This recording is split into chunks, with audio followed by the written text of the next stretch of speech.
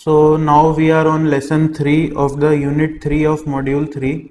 In this lesson 3 we have to learn the working with the condition records. That means we will work upon the condition records and see what all changes, what all manipulations we can do with those condition records.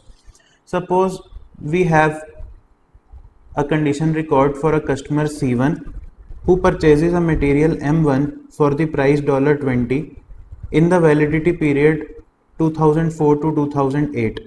That means if the customer is buying material M1 in the year 2006, then the customer would be charged at $20 for that material.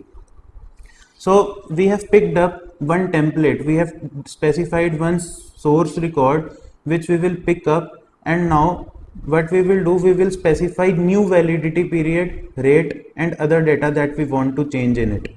So after we have specified the new validity period, rate and the other data, we get this condition record that the customer C1 buys material M1 at the price of $25 this time, and the validity period is now from 2008 to 2012. Here we have saved the changes or saved the new record created. See what we have done.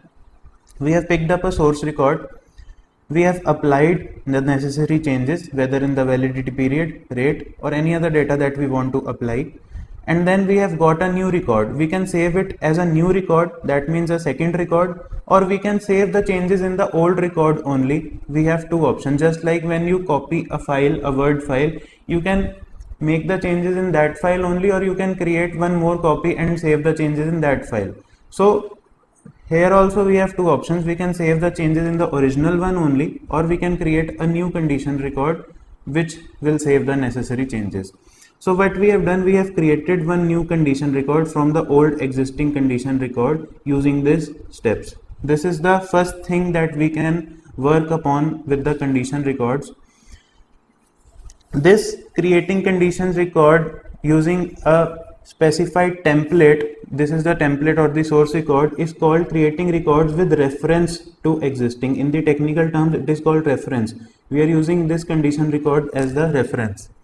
Okay, now the second thing that we have to see is changing condition records for price. We have to change the price. So what we will do, suppose we have one condition record for a customer C1. He purchases two materials, material M1 for $500, material M2 for $400.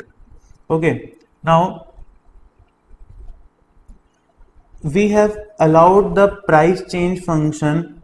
There is one price change function in the SAP system that can change the price for a specific customer, customer group, material or a material group. Okay, so we have allowed that price change function to change the price with the respect of 10% increase in that price. So what will happen, customer C1 will buy that material M1 at $550 now and material M2 at $440 now. So what we have done, we have applied only just the price change function. We have specified how much increase or decrease in percentage or amount or in value we have to make in this specific condition record. And whenever this necessary change is made by the price change function, two documents will be generated. The first one is change document for the material M1 where the old value will be specified and the new value will be specified. Similarly, change document for material M2 where old and new values are specified. So after the price change function has increased or decreased a price of a particular material for a particular customer, then the change documents would be created. Similarly, when the price change function will decrease or increase the price for a customer group, like for wholesalers we have decreased the price in one go, or for retailers we have increased the price in one go, then the change documents would be generated for the whole material M1 and the whole material M2 for those customer groups specifically, not for one specific customer. Okay, and the same thing can also happen in the case of materials. Like if the condition record was of material M1, then customer C1 and C2 buys that material at specified rates.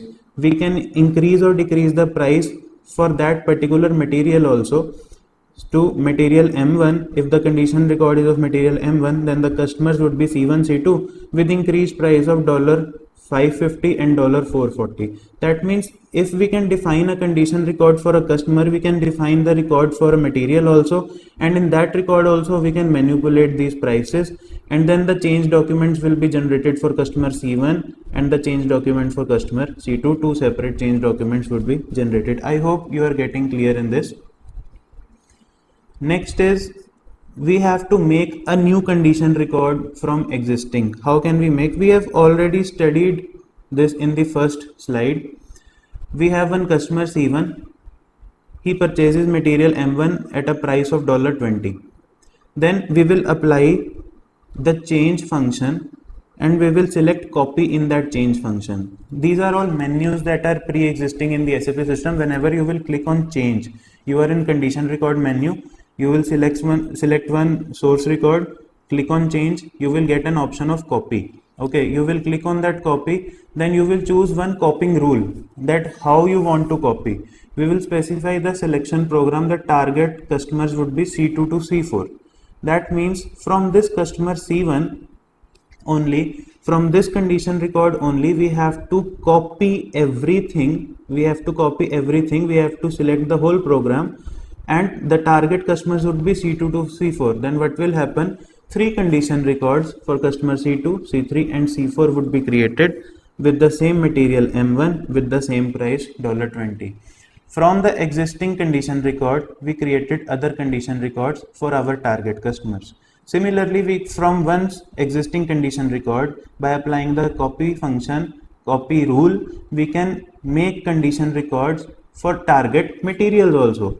Okay, suppose like material M1 for customer C1, material M2 for customer C1, material M3 for customer C1 and material M4 for customer C1. We have 4 specific materials and the customer is only C1. Here the customer is 4 and the material is M1. I hope you are getting the difference, that how we can play with the condition records of customers and materials. So this is how we can work with the condition records. In the next video, we will see how we can take the help of condition indices, long texts that exist in SAP system. I will tell you what are they in the next video.